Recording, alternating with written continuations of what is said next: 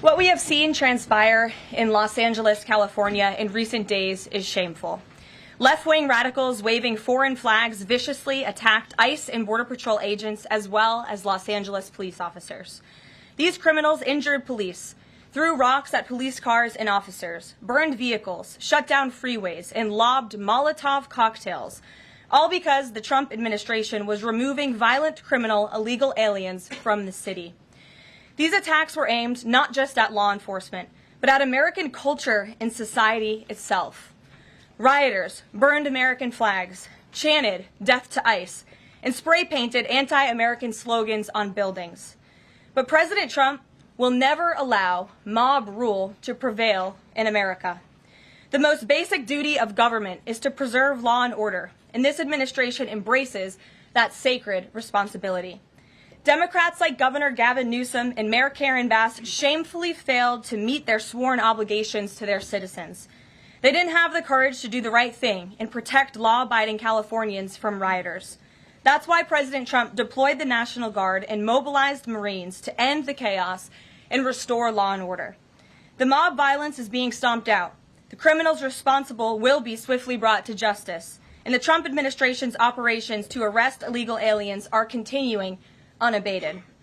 When the initial immigration enforcement actions took place on June 6th, Mayor Bass took to social media to say she was deeply angered by what has taken place.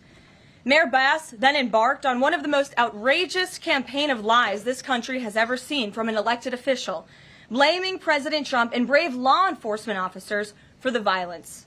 She accused heroic American immigration and customs enforcement officers targeting illegal alien murderers, rapists, and pedophiles of, quote, sowing terror in communities and disrupting basic principles of safety in our city. Around the same time, Governor Newsom claimed that immigration enforcement actions were causing chaos. That's how radical Democrats have become. Their opposition to President Trump has forced them to side with illegal alien criminals in their communities and violent rioters and looters over law enforcement officers who are just doing their jobs. Mayor Bass and Governor Newsom fanned the flames and demonized our brave ICE officers. Instead of defending their city and their state, Karen Bass and Gavin Newsom claimed that in order for the riots and the violence to stop, ICE needed to leave and immigration raids must end. In other words, the position of the Democrat Party is that the federal government is not allowed to enforce our laws and to arrest and deport illegal alien criminals. They're attempting to use a violent mob as a weapon against their own constituents to prevent the enforcement of immigration law. This is deeply un-American and morally reprehensible. President Trump received a clear mandate from voters to reverse the illegal invasion ushered in by Joe Biden's open border and to end the lawlessness represented by Karen Bass in Gavin Newsom's California. President Trump promised to carry out the largest mass deportation campaign in American history, and left-wing riots will not deter him in that effort. Sanctuary cities and states will no longer be allowed to shield illegal criminals from deportation. Just take a look at some of the illegal monsters who were taken off the streets in Los Angeles in recent days. A Vietnamese national and known gang member with a conviction for second-degree murder.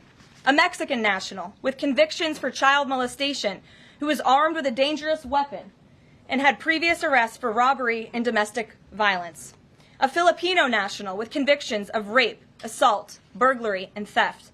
A Mexican national convicted of statutory rape, narcotics violations, and hit and run. A Nicaraguan national with convictions for domestic violence and hit and run, and a previous arrest for willful cruelty to a child. And an illegal alien from Mexico who was arrested after allegedly throwing a Molotov cocktail at law enforcement officers during the Paramount riots on Saturday. He is now being charged with attempted murder. Law-abiding American citizens do not want these public safety threats living in their communities, no matter what Democrats like Karen Bass and Gavin Newsom may claim. And let this be an unequivocal message to left-wing radicals in other parts of the country who are thinking about copycatting the violence in an effort to stop this administration's mass deportation efforts. You will not succeed. Any lawlessness will only strengthen this president's resolve to defend the majority of Americans who want to live their lives peacefully, free from the fear of violent criminal illegal aliens. As President Trump said, Order will be maintained, and illegal aliens will be expelled from our country. In economic news, the latest Consumer Price Index inflation report came in today below expectations again. Since President Trump took office, inflation has come in below economics expectations every single month. Core inflation held steady and remains at the lowest level since March of 2021. Wage growth remains strong. The average private sector worker is on track to see their real earnings increase by around $1,200 adjusted for inflation. And prices continue to fall for everyday Americans. Energy prices fell from April to May. Gasoline has fallen each month since President Trump took office, down 12% over the past year. And prices for meat, poultry, eggs, and fish are all down from April to May as well. Under President Trump's strong leadership, America is beating Joe Biden's record-high inflation crisis. And once the One Big Beautiful Bill passes, our economy will boom like never before. This bill is the largest tax cut for middle-class Americans in history. The One Big Beautiful Bill gives a 15% tax cut to working Americans and families. We'll see increased take-home pay of $10,000 per year. The One Big Beautiful Bill expands the child tax credit to $2,500 for more than 40 million American families with children. And the One Big Beautiful Bill cuts taxes for overtime workers, saving them nearly $2,000 per year, and ends taxes on tips, saving tipped workers nearly $2,000 per year as well. All of these provisions are broadly popular with an overwhelming support from the American people. We need Republicans in Congress to finish the job and send the One Big Beautiful Bill back to President Trump's desk for his signature as soon as possible. With that, we'll get to questions. I'm sure you have many of them today. Here in our new media seat is Elizabeth Mitchell, the White House correspondent for the Daily Signal, who's not afforded a seat in this room, but today she is. Thank you, Elizabeth. Thank you so much, Caroline. I have two questions, if that's okay. First, a few Republicans on Capitol Hill are suggesting that President Trump scale back deportations, even as ICE is reportedly gearing up for raids in 5 more Democrat-led areas. Would anything dissuade President Trump, and would he consider sending in Marines if anti-ICE violence occurs in these cities? Well, I think I may have just answered both of your questions with my opening monologue. The Trump administration is going to continue the mass deportation effort that the president promised the American public. Many of you were at those rallies in cities and communities across the country when the president spoke about his commitment to removing violent illegal criminals and anyone who has broken our nation's immigration laws from American communities. And God bless our ICE and Border Patrol who are working hard on that effort. This administration is going to continue that.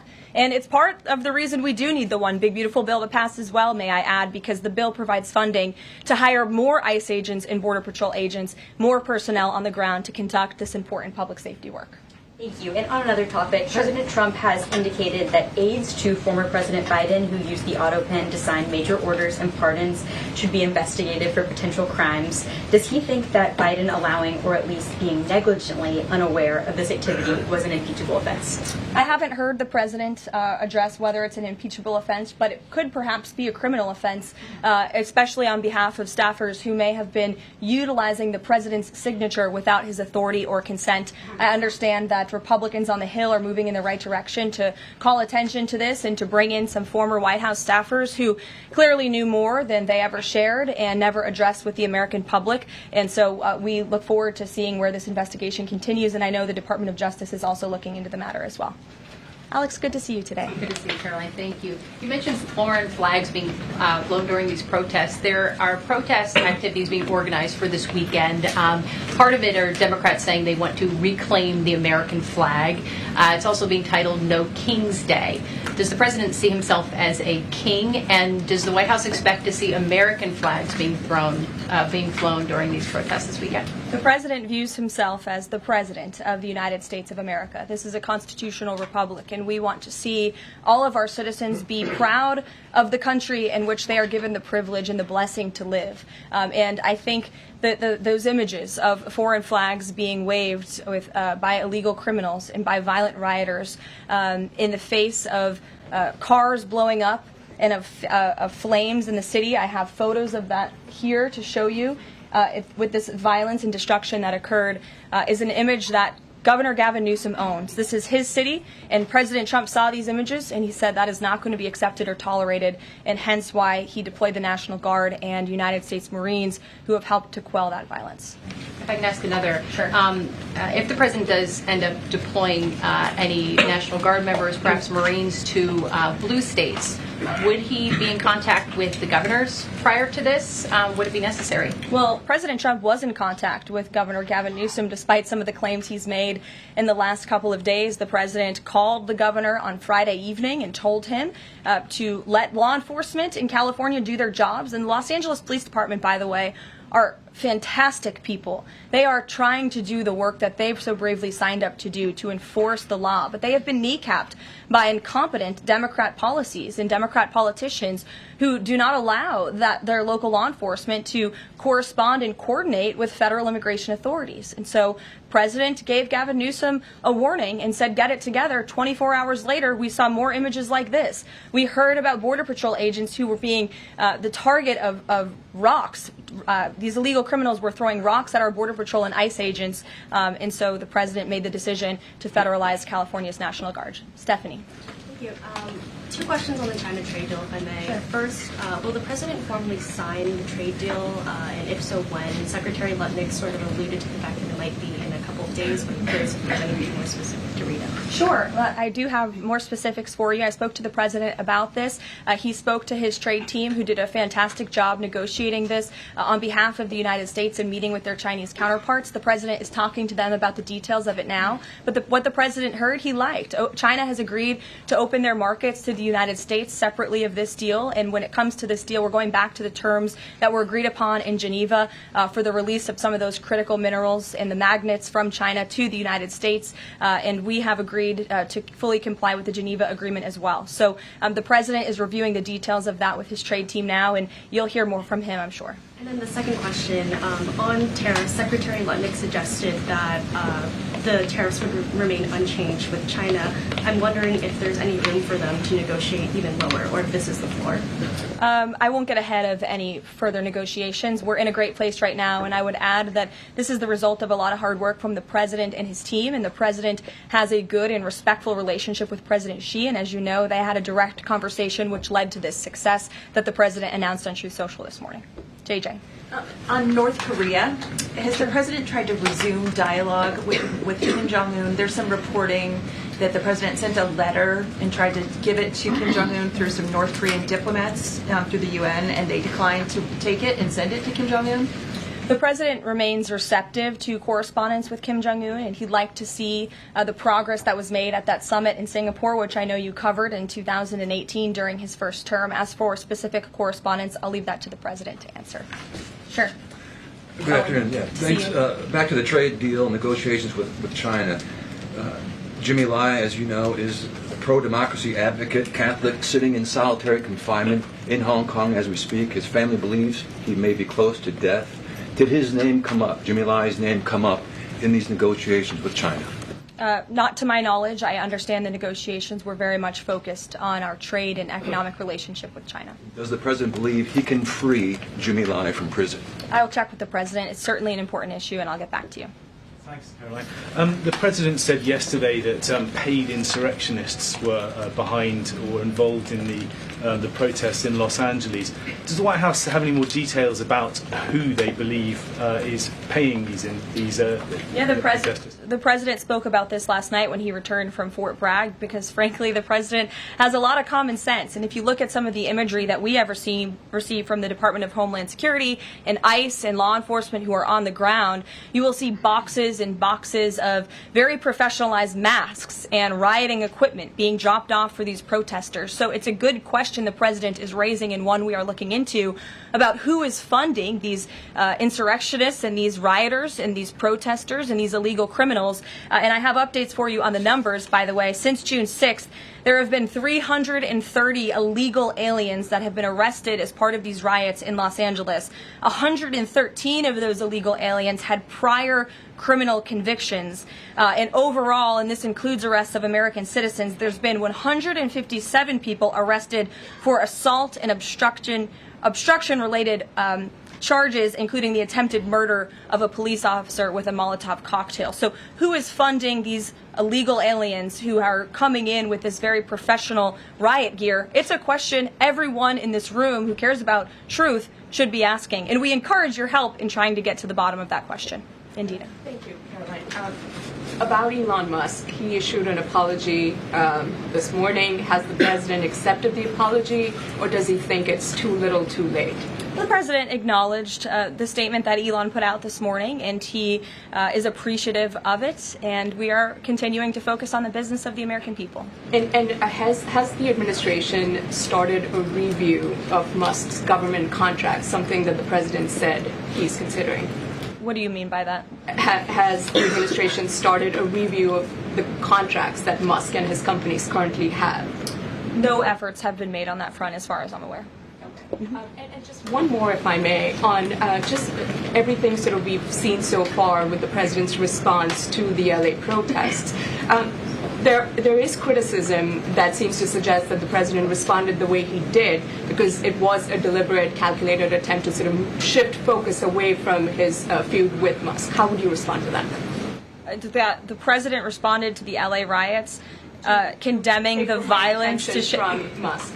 It's an incredibly disingenuous attack. The president saw images of Border Patrol and ICE agents being hailed with rocks and Molotov cocktails. He saw vehicles being burned to the ground with illegal aliens flying foreign flags, and that's what prompted the president to have this response that has clearly worked, because last night in Los Angeles you didn't see many of those images. And I would add the governor and the mayor need to actually do more. I know Gavin Newsom had a big address to the nation last night. I guess he thought that's what it was for maybe his future political ambitions, but he spoke a lot of words. We haven't seen action. California has been a mess for years because of the incompetence of Gavin Newsom, so the president was responding to that only.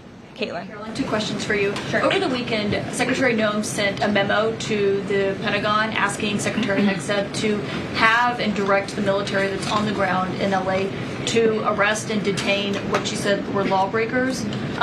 Is the president okay with that? And under what authority would the members of the military be able to arrest people inside the United States? I can't speak for a letter that came from the Department of Homeland Security. I can't speak for the president and what's currently happening on the ground now. And as you know, the president federalized the National Guard under U.S. Code 10, which he has the authority to do. And our United States Marines and the National Guardsmen and women who are on the ground right now are helping to create a peaceful environment for ICE and Border Patrol, who were being, again, hailed with rocks, who were being violently and viciously attacked. They needed reinforcements, and so our United States Marines who are on the ground are providing those reinforcements to ensure the environment is peaceful so that these raids and deportations can continue. But he realizes they can't actually arrest people unless he invokes the Insurrection Act, which, I mean, seemingly was not something that was in Secretary Noem's memo, a clear distinction she did not make there. Again, you're trying to conflate a letter that was sent to the Department of Homeland Security to the president's legal authority. The president understands the legal authority that he invoked, and that's the current situation right now. So when it comes to federalizing the National Guard, what is the specific criteria that the president is using for when he's deciding to do that, and in which states? The president was asked and answered this yesterday. He wants to see an end to the chaos and the violence. He doesn't want to see law enforcement officers being attacked. He wants to see peace. He wants law-abiding Californians to be able to bring their kids to school, to be able to go to work without seeing this violence in the streets. That's what the president's hoping for, and that's why he's taken this action. John. Thanks a lot, Caroline. 2 questions on 2 separate topics. One has to do with the military parade taking place here in Washington this weekend. There's a lot of security around the White House complex, around the Capitol complex, even along the tidal basin. Is that just proactive? Are you expecting anything in particular in terms of unrest like we've seen in Los Angeles? These are proactive security measures to protect those marching in the parade, many of whom will be veterans and our brave men and women in uniform and Gold Star families. There's going to be military families from around the country who are flying into this parade. And of course, it's to protect the spectators who will be enjoying this incredibly patriotic show on Saturday. And I hope you all join us there. And then secondly, Secretary Pete Hegseth testified on the Senate side of the Capitol today. Yes. And he was asked about America's, the administration's view of Vladimir Putin's intentions. And specifically, it was asked whether or not his intentions go beyond, his territorial ambitions go beyond Ukraine. When that question was posed to the chairman of the Joint Chiefs of Staff, General Kane replied that he does believe that his territorial ambitions go beyond Ukraine, but Secretary Hegseth says it's not clear at this point. How does the president view this issue? The president has spoken on this. He said, as he calls it, he believes Ukraine was always the apple of Putin's eye. And he made it very clear to Putin in his first term not to invade Ukraine. Putin didn't invade Ukraine because of President Trump's peace through strength foreign policy agenda and the effective deterrence policies that he implemented in the first term. Unfortunately, because of the weakness and incompetence of the previous administration, Vladimir Putin made the decision to invade Ukraine. And now we have this brutal war, which the president is working very hard to end. Jasmine. Thanks so much, Caroline. The president warned that any protests on Saturday would be met with force. Can you clarify what kind of protest President Trump does support or find acceptable? The president absolutely supports peaceful protests. He supports the First Amendment. He supports the right of Americans to make their voices heard. He does not support violence of any kind. He does not support assaulting law enforcement officers who are simply trying to do their job. It's very clear for the president what he supports and what he does not. Unfortunately for Democrats, that line has not been made clear, and they've allowed this unrest and this violence to continue, and the president has had to step in. One question. So if there were peaceful protests on Saturday for the military parade, President Trump would allow that? Of course the president supports peaceful protests. What a stupid question. Raquel. Thank you so much, Caroline. Raquel, and then I can go to you, Francis. Go. Thank you so much, Caroline. I have two questions. One about Israel. Yesterday, the U.S. ambassador to Israel said the U.S. no longer is pursuing the goal of an independent Palestinian state. Can you confirm that the president is no longer supporting a two-state solution? And is President Trump considering diplomatic action against countries who takes action against Israel during next week's UN conference? Right now, the president views the situation in Israel and Gaza as deeply unfortunate and needing to end. And the president is realistic about the current state of affairs in this region of the world. And that's why the president has said the number one focus and priority of the administration is to release all of the hostages from Gaza and to end this conflict as soon as possible. The administration is still pushing very hard for the release of all the hostages. And as for what happens next, clearly Gaza is an uninhabitable place. It needs to be rebuilt with the help of our Arab partners, and the president wants to see that happen as well. Take a couple more. One on the G7 engagement. President Trump is traveling there on Sunday. Other presidents beyond the G7 leaders are also going. President Lula from Brazil, President Sheinbaum from Mexico, and President Zelensky from Ukraine are also going. Do you have confirmation if President Trump is meeting any other leaders on the sideline of the G7? Yes. To know about the Lula engagement.